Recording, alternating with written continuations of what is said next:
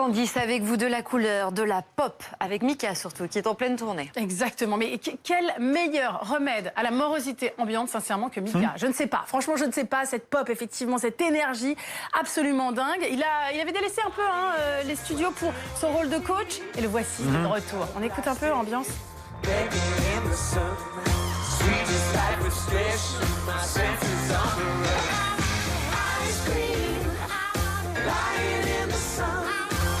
Devant le meilleur public de France. Mais oui, à Lille, évidemment, c'est votre public, évidemment. Il était dans le Nord. Effectivement, c'était vraiment un show assez mémorable. La tournée, elle est baptisée Revelation Tour, Révélation, parce que sous couvert justement de toute cette énergie et toute cette énergie assez dingue, eh bien, il y a aussi ces couleurs qui claquent, etc. Mais tout comme l'album était plus introspectif, cette tournée-là, elle est presque plus intime, même si je sais qu'on n'a pas l'air comme ça, vous voyez, un peu de dingue. Mais il est seul sur scène, voilà. Et c'est ça dont il avait envie, justement aussi. Il a changé un peu en quelque sorte sa façon de travailler. On l'écoute.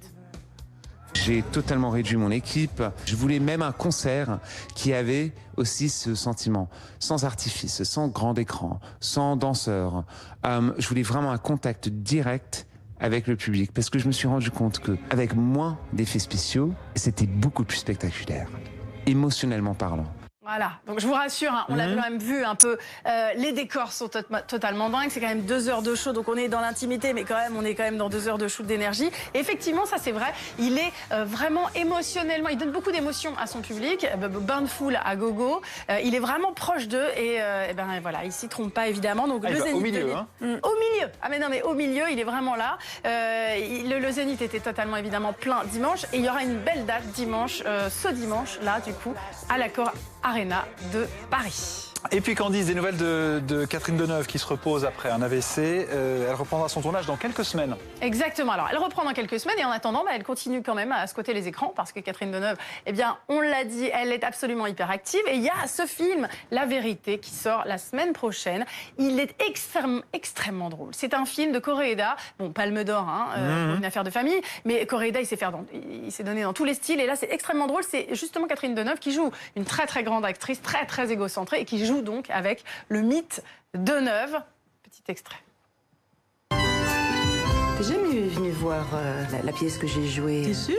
Le magicien 12 se souviendrait, non? On est bien d'accord, tu jouais pas Dorothée. L'épouvantail?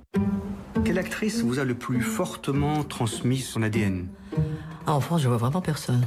Vous avez de la visite, je vais Voilà, bon, ces quelques petites secondes de la bande-annonce sont très révélateurs. C'est délicieux. Et sa fille dans le film, Juliette Binoche, justement, a eu de très jolis mots à son sujet au micro de Claire Fleury.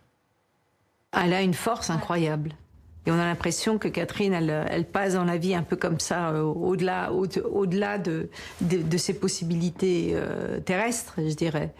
Donc, je croise les doigts, j'espère qu'elle qu'elle passera ce moment difficile quand même. Voilà, c'est un vraiment très joli film, je vous conseille de ne pas le rater. Mercredi prochain. Mercredi. Merci Candice.